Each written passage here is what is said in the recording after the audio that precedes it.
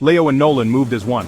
Their mission was clear: find Miguel, the notorious arms dealer. His facility was a fortress, silent, too silent. An unsettling calm hung in the air. They were deep in enemy territory. Years of partnership bound them, a shared history of danger, of survival. Leo trusted Nolan completely, implicitly. That trust was the bedrock of their operations. Tonight, it would be tested. The corridor stretched before them, long and dark. Shadows danced like specters on the walls. Every creak of the building, every distant hum was amplified. Their footsteps made no sound. Soft-soled boots on polished concrete, hearts pounded a steady rhythm against their ribs. A silent language of nods and hand signals passed between them. They were a coordinated unit, professionals, moving with a deadly grace. Each man anticipated the other's move. This was their world. They checked every corner, listened at every door. The air was thick with unspoken tension. Danger could erupt at any moment, from any direction. They were prepared for it, trained for it. Yet a sliver of unease always remained. It kept them sharp, alert. Miguel was cunning. His defenses would be formidable. They could not afford a single mistake. The stakes were impossibly high. Failure was not an option. Not tonight. Nolan was the veteran, experienced, calm under pressure. Leo younger but equally skilled.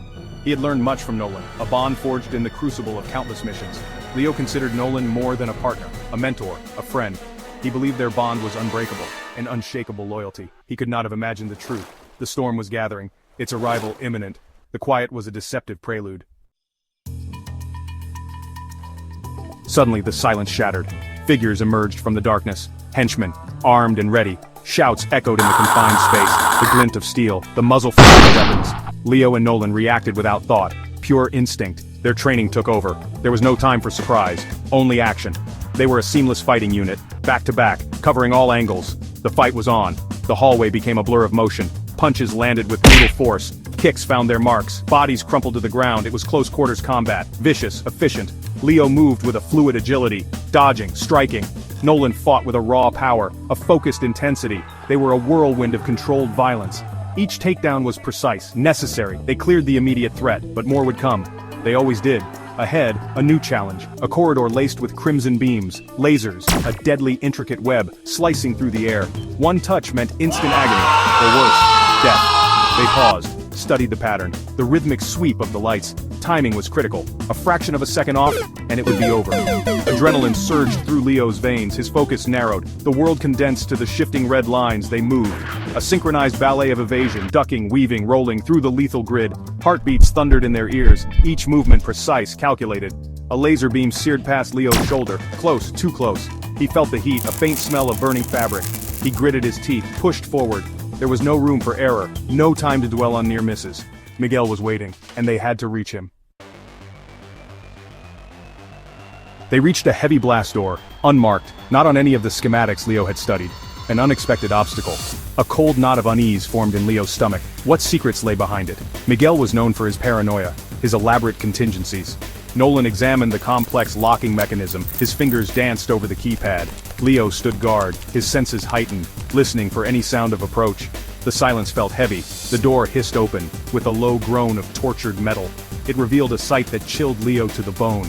A vast, sterile laboratory. Rows upon rows of glowing stasis pods lined the walls, and inside each pod, a figure, floating in eerie green liquid, perfectly still. Leo stepped closer, his breath caught in his throat. He recognized the face. Miguel, not just one, dozens, hundreds perhaps, clones, an army of Miguels. The revelation was horrifying, unnatural. Miguel's monstrous ambition laid bare.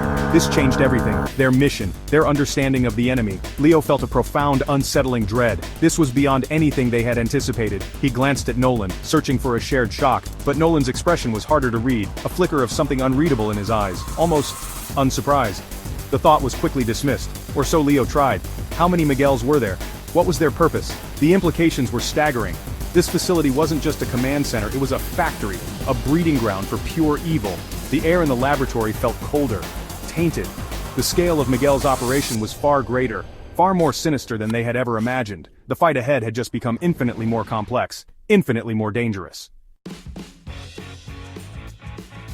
An urgent need propelled Leo forward. He had to find the original Miguel, the architect of this horror. He had to stop this nightmare. He turned to Nolan, expecting to see the same fire in his partner's eyes, the same unwavering resolve. But Nolan hesitated, just for a fraction of a second. A subtle shift in his demeanor, a shadow that Leo had never noticed before. It was unsettling. I'll check this wing. His voice was steady, too steady perhaps. He gestured down a dark, narrow passage. You take the main route, we'll cover more ground that way. Rendezvous at the central hub. Leo nodded slowly. A tiny seed of doubt sprouted in his mind. He tried to crush it. Nolan was his partner, his friend. There was no reason to distrust him. Yet, the feeling lingered, unwanted, unwelcome. Leo pressed on alone. The silence of the facility returned, but it was different now, charged with a new, insidious tension. He moved through empty laboratories, past silent machinery. Each step felt heavier. The absence of Nolan was a palpable weight. He cleared section after section. No sign of Miguel, no sign of Nolan. Where had his partner gone? The rendezvous point was nearing. An inexplicable anxiety began to gnaw at him. He found Nolan near the primary control room, not alone. Domenico, Miguel's most trusted enforcer, stood with him. Their heads were close, voices low, conspiratorial. Leo's blood turned to ice. The scene hit him like a physical blow. Nolan looked up, saw Leo. His expression shifted, became a mask of calm professionalism. Found a clear path, Domenico was just leaving. The lie was blatant, undisguised. It hung in the air between them like a toxic fog. They proceeded together, side by side, as they always had, but the dynamic had irrevocably changed. The unspoken trust, the foundation of their partnership, was fractured, perhaps shattered beyond repair. Leo felt a cold dread coil in his gut. Every shared glance, every word from Nolan, it all felt tainted. He couldn't confront him, not yet. He needed to understand, he needed to be certain, though a terrible certainty was already taking root.